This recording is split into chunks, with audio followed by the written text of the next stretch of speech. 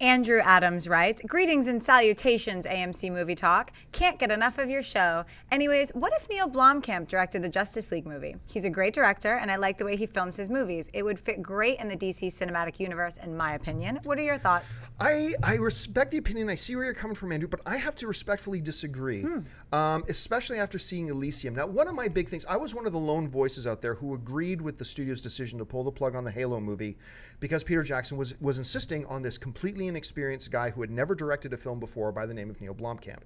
Now, then we saw District 9, and a lot of people jumped up and down and said, let me back up a bit. I also said at the time, let Neill direct some smaller scale films because Halo was going to be a massive tentpole film. I said, let Neill direct some smaller stuff first. It would be better for him. It would be better for the studio. It would be better for everybody.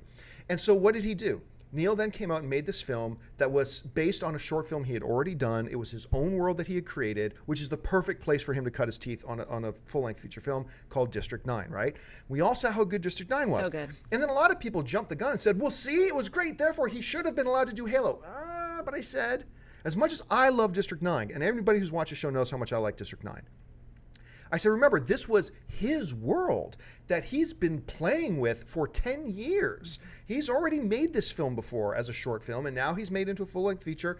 Let's see him expand himself a little bit and do more. Let's see, could he have taken somebody else's material, like a Halo, and actually done it justice? We don't know yet. Let's let him continue to grow and evolve.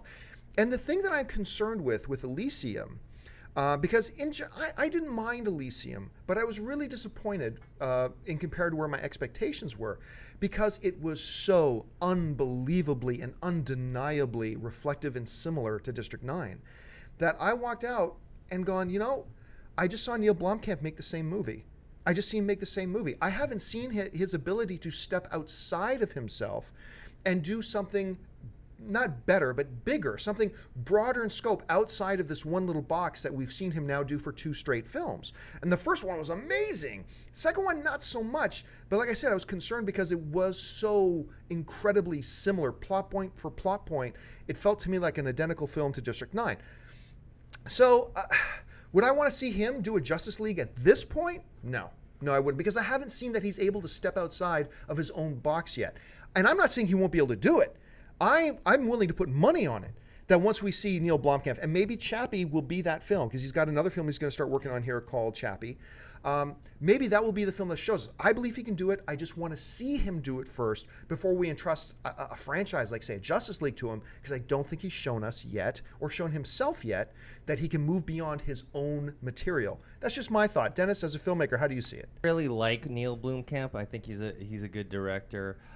Justice League, I don't think is the right fit for him, especially at this point, because I love District 9, and it focused on one character, and I think it did very good character development in there. And then when he had more characters to deal with in Elysium, a movie which I didn't hate, I actually liked it, but it is vastly inferior to District 9.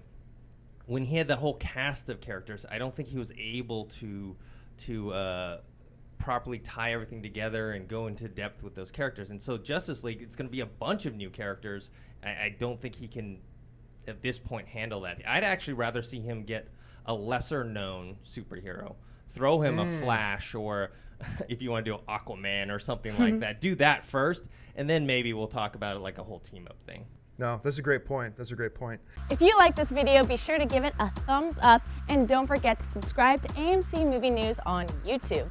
It's free and a great way to stay updated with all the latest movie news, and check out our daily show, AMC Movie Talk. Also, don't forget to check us out on Facebook and Twitter to stay in the loop for our special prizes, giveaways, and contests.